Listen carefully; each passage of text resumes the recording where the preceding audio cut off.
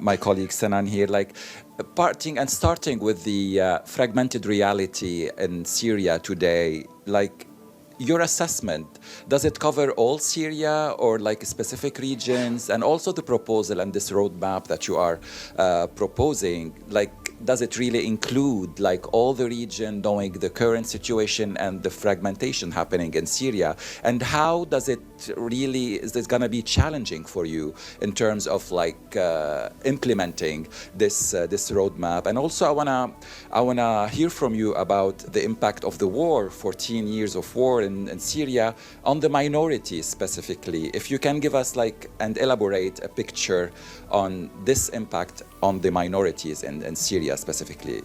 Thank you. Thank you very much. Look, I just gave an example on the power generation capacity. If natural gas is flowing from the northeast, with repairs and maintenance of the current infrastructure of power plants, generation can increase from 1,500 to 4,500 in very short time. So we work in the technical area, of course, as you know. So we will do a scenario with natural gas flowing from the northeast and a scenario where natural gas is not flowing from the northeast. That's one.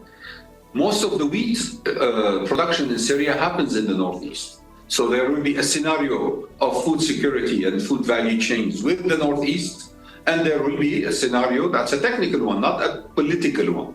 We don't step into that political domain.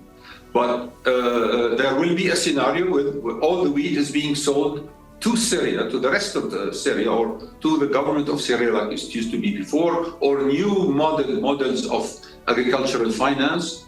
We will be able to present, we have the tools, the modeling tools that will allow us to simulate different scenarios, and it's up to the authorities to determine how to go about that. I'm not sure I can go into something called minorities. I can tell you that there are different levels of poverty, and we do have a multidimensional poverty map of Syria according to regions. We don't, in our work, we don't ask somebody what is your ethnic or religious or sectarian background, but we know that different regions are affected differently. And I must say that when we talk about 90% poverty levels, there is not much to differentiate between different parts of Syria or different communities in Syria. Misery is all over the place. Now with minor changes or difference here and there.